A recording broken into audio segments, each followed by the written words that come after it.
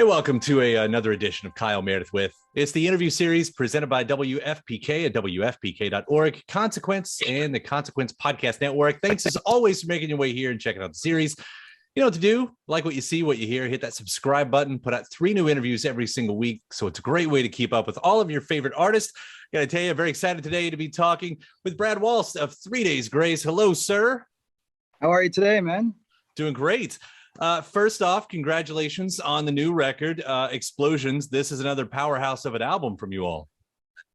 Thanks, dude. Yeah, it's pretty exciting to have a record out finally. You know, it took us a little longer this time around. Usually we're about 3 years apart between records, and I think this year was 4. So, you know, it was definitely, you know, with the environment and what we just went through with all the lockdowns and such, it took us a little longer, but yeah, we're super stoked. You know, it's exciting to have it out, and we just did a little run in the States there and got to play some new songs live, which was also exciting. So yeah, good times. Yeah. So the way you guys had to do it, I mean, recording them separately like this, like, what did you notice about each other's work? Like, you know, once it finally came to, was it something you're going, oh, you know, we're on the same thread or we're not? Yeah, no, that definitely made it a little bit harder, I think, just because, you know, writing the songs through Zoom, you know, we did it, we've never done it that way. We've always been together. We've always had a vibe in a room somewhere. So that alone was difficult at times. But then, you know, being in lockdown, you know, Barry flew to LA, did some tracks. I went to a separate studio, then Neil did, and Matt made like a little vocal booth in his house out of his closet. So it was definitely weird. We did about 8 songs that way. And yeah, like when I got to the studio, I was hearing like Neil's drum tracks for the first time. So there was parts where I was like, whoa, like that's out of left field, and you had to kind of accommodate it or come up with a new part, or so that made it harder, but it was also kind of cool too, right? Because it was a spur of the moment kind of vibe. And you know, I will say, like, sitting with the songs a little longer than usual, you know, we all kind of went in and almost played too much sometimes, if that makes sense, where you're like, oh man, this is, you know, we don't need that part, but you know, everybody's playing to their maximum because we just don't know what's going to happen, right? So it was a cool experience, but you know, at the end of the day, I don't think I'd want to do it again.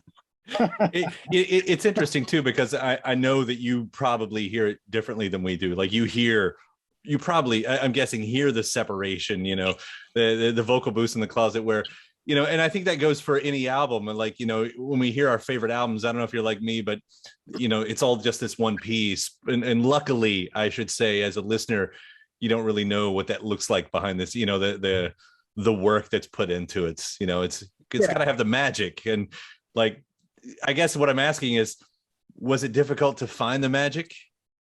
No, I don't think so, because, you know, we've been together a long time. So we all know this is our 7th record, and we all kind of knew what we were getting into. And, you know, like I said, in a way, there's parts that are a lot better just because of the way it happened. And you know, I think in the end of the day, it turned out to be a great record, but it wasn't the record that we, you know, were expecting to make. But it turned out amazing, and, you know, we're pretty excited. So, yeah, I think there was a lot of magic. There was a lot of magic to make it happen. So we'll say that. Yeah. It may be obvious to say too, but I mean, there's a lot of real anger in this album. And I only say that in contrast to a lot of artists who out there, you know, we got a lot of songs about separation, you know, and some artists made the choice to say, oh, I want to go on, you know, the bright and the positive this time around. Do you get a sense of what drove you all to take that direction? I mean, nothing new for you, but I guess is what I'm saying is during this time specifically. Yeah, you know, it's funny because at the time, like, this goes for all our writing and all our records. You know, at the time, we don't really think about what we're writing about. And then afterwards, you kind of go, oh man, like, yeah, that was an angry time, or that was a happy time, or, you know, you don't really realize it till afterwards. And I think I've had a few other people say the same thing, that this record's really angry. And, you know, we write about kind of how we're feeling day to day, and, you know, stuff that's going on in our lives, or with our family members or friends. So, you know, I think maybe that just came across, you know, it wasn't planned at all. So maybe just the fact of sitting at home on a computer screen, you know, at times it was really frustrating. At times we had, the best days we've ever had. So it's interesting you say that, because, you know, we definitely, I guess it reflected through the screen about our frustrations of the world at that time, you know. So you know, and we had some, just like everybody else, we had a lot of good times and we had a lot of bad times. So yeah, it definitely all came out in the wash, I think, you know. Yeah. Do you, you know, as a hard rock band, do you find that it's changed the way you tap in to that emotion, to anger, in the same way? Like when we're young, I think that's expected, you know, but as you get older, has that changed for you? Yeah, sure. That's a great question, because, you know, you know, I'm not a young man anymore. I'm 45 years old. And, you know, when you first get in the game, and we've been doing this a long time, over 20 years, you know, you're full of that piss and vinegar and nothing to lose. And, you know, it's just a wild ride and a wild party or whatnot. And yeah, as you get older, you know, you kind of change the way you feel, obviously, and you mature. And I think we all mature as writers and as people. And I think, you know, I think it's the same message, but you just go through different ways of feeling, you know, feeling anger or feeling frustration or feeling happiness, you know, in a way. So it does get harder, you know, just to express that sometimes. But I think, you know, as far as the band and I, we're all kind of on the same page. We're all close and we're all brothers. So together we can use that as almost like a therapy, and get through that together, and write together like that. So yeah. Yeah. And teaming up with Ted Bruner, Yeah. like, what were those conversations like this time? Were you all looking to hone in on anything specific? Not really. No, Ted's just, and that was the cool thing I'll have to say about Zoom was, you know, like in the past, we'd fly Ted out, or we go meet Ted in Nashville, or we'd meet, you know, and just hang and write. But, you know, it was cool. It was cool that we got to collaborate with our favorite people and our buddies or whoever. Just, it was easy, right? Like you just hang out on screen, and, you know, so that was cool. You know, we got to hang with Ted a lot. And, you know, we've always wrote great songs with him, and he's a great writer and a good friend. And, you know, the cool thing about Ted is it's not all business. You know, he's a friend, so he'll be like, how are you feeling today? And, you know, and then you get talking, and then you're like, oh, this is pissing me off, or this is great. And I think that kind of reflects in some of the writing with him, because he kind of gets it out of you, you know, in a way. And all of a sudden you're writing about it, and you're like, whoa. Like, so he's a great guy. And man, he's got some great tunes he's on this record, I'll tell you. Yeah. Well, it's especially like, you know, as we talk about the angry part side of it, but like Souvenirs and To Know Tomorrow. I mean, you know, maybe you specifically put them next to each other because of that, but lyrically, like, there's big searching questions that, you know, I also hear across this record. You know, it's like at the lyrics in Souvenirs, you know, we don't know why we're here, going into the no tomorrow, you know, and live like there's no tomorrow in anything. Mm-hmm. And I don't know if you can speak to that, but those mm-hmm. big searching questions, they do find themselves through a lot of these songs. You know, where did that come from? Absolutely. And I think, you know, like for us, you know, we talk about, you know, we talk about everything. And, you know, anxiety is a big part of I think everybody's daily life now, you know, and, you know, just, I think for us, it's the big question of like, what is this all for, you know? And I think that's kind of how Souvenirs came about. And, you know, into No Tomorrow, it's like, you know, just live each day like there is no tomorrow, and just have fun. And yeah, there are some bigger, deeper questions. And I think, you know, for us, well, for myself, like a song like Explosions, you know, when we wrote that, I was like, man, I feel like that a lot, where I'm just like, I feel like I have all these problems, but then I kind of look up and I'm like, I'm spinning on a rock through space in a meat skeleton, you know, and I'm just like, my problems aren't that big, you know? And so I think songs like that, for me anyways, and I hope it helps other people, it helps me like come back down to earth a little bit and just stay grounded, you know? So yeah. Another one. So I didn't write down, I don't know where the seed from this one came, but I'm such a big fan of I Am the Weapon. And you know, speaking of powerful statements, that's all through there, that I was a target, I was the mission, you had the power, your ammunition. Like, you know, just going to go broad here. What can you tell me about this one? Because this might be one of my favorites on the album. Yeah, mine too. Actually, it's a great song, and it was a Zoom write with one of our favorite people, Simon Wilcox, who helped us write a couple songs on the first record, actually, and obviously the daughter of David Wilcox, who's a great writer and performer. But yeah, this kind of came quick. It was actually one of the quicker songs we wrote, and Barry had the riff, which is rocking, and then we just started talking about we were talking about kids, and we all have kids and stuff, and my kids especially are sometimes caught up in this, their screens, right? And they're just glued to their screens and just constantly swiping through whatever platform. And we just kind of started thinking like how different, our lives were when we were that age, not dating ourselves, but maybe dating ourselves a little. And I think just the idea that, we are part of some kind of algorithm. That's the way I take it, and we are what we are created, we are created by the world or by what we see the world as. So yeah, that's the way I take it. And I think people are going to rock to that song. I think it's going to be a great song live, and yeah, one of my favorites as well. Yeah, just a great hook, great lyrics across that one. And it happens a lot on this record. I mean, you have a Scar Is Born. Like how often does the song start with a phrase? Because that's one of those, like, if you can grab a phrase like that one, you hold on to it.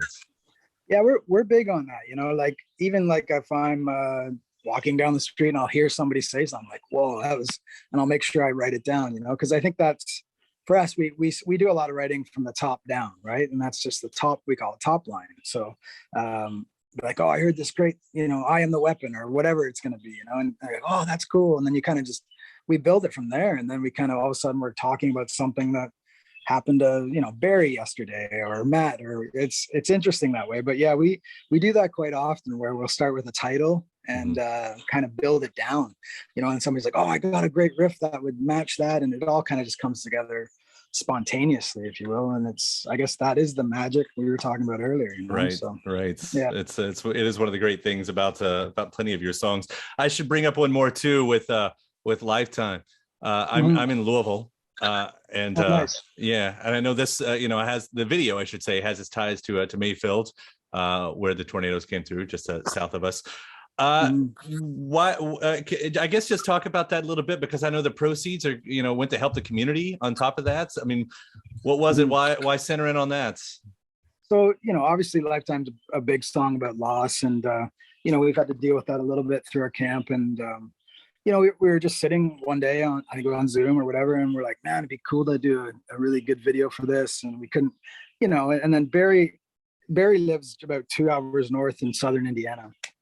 And he was talking about these tornadoes, and yeah, of course we all heard about them, and it's one of those things that comes and goes, and we were like, holy crap. And then he was telling us some interesting stories about how, like, that day he was sitting in his house watching like debris, like clothing fly by, and the next day there was all these like family pictures on his lawn and stuff, and he showed us one, and we were like, holy crap. And it kind of hit home for him, and we were like, we should bring light to the situation, and him being so close and having family members from around there and friends, and we just thought it'd be something to bring light to, and hopefully get some knowledge out there about it, because it is crazy. It's devastating just to see some of those, like, Matt flew down and did the video, and we didn't get to experience that, but seeing the takes from it, you're just like, oh my God, like it's unbelievable, the devastation. But at the same time, you're like, the hope, there's such great hope there with the community coming together and helping out. And, so we felt like we had to help, so $1 from every ticket that we sell this summer is going to go towards those charities. And, we're just hoping that people will investigate a little more and pay a bit more attention to that, because it's still happening. Like, people are still trying to rebuild, as and it's crazy, and I think that's just the world we live in. It's, one day it's something, and the next day that news is gone, and right. I think it's important to bring light to that. And like I said, Barry being so close, it definitely hit home for us, Yeah. I also thought, fun little, I would say coincidence, but a fun little instance that, the song that gets shot at Kentucky is also about the closest to the country that you all get on this. I mean, I don't know if that's a steel guitar, but it almost sounds like a steel guitar on this one. It is. That's a good point. It is a lap steel. It is. So the Absolutely. one with the It's, steel is the one, you know, gets the Kentucky video. Yeah, I get it. That's that's a good one. I haven't heard that one yet. does No, that it's definitely, yeah. go on? I'm sorry. No, definitely a lap steel. Yeah, that's a good ear right there. Yeah. Yeah, it's. I mean, that instantly offers such a vibe to a song. To you know, when you've got an instrument like that, does that change how you approach what you want the song to be? The lyrical themes of a song like that.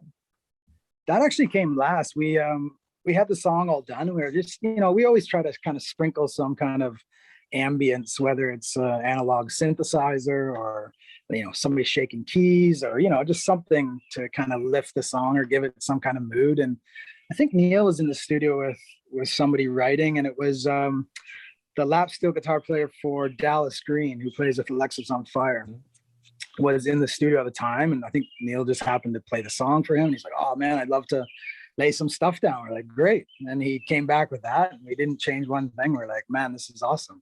So again, just kind of like a spontaneous thing that added a whole new vibe to that song, and really complimented it, I think. So I had no clue that was Dallas. I know Dallas. That's awesome. I didn't know that was him.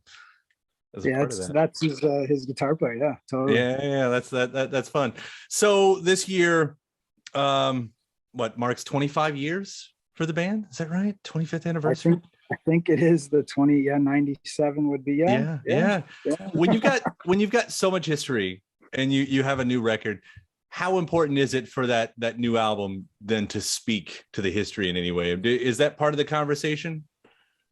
Absolutely. Yeah. I don't think we never try to stray too far from our roots and, why we got in this, but, we're always trying to create something different at the same time. So it can be difficult, because it's, you got to stay true to your heart, and your gut. So, absolutely. Like we'll write songs where we're like, oh man, that sounds like the first record, or, you're always kind of comparing, and I think, there's definitely songs on this record like that where you're like, oh, it sounds old, because it is old, but it's pretty cool, man. It's been a journey, and it's still going, and yeah, we're pretty blessed to be on this road. Yeah, absolutely. Well, congratulations on everything you've accomplished in that journey so far, Brad, and congratulations again on this new record, Explosions. Again, I said at the beginning, it is a powerful statement that you guys have put out. Thank you so much for taking the time to talk about it too. Thanks, man. And thanks for your support. And yeah, hopefully we see you soon in Louisville. Right on.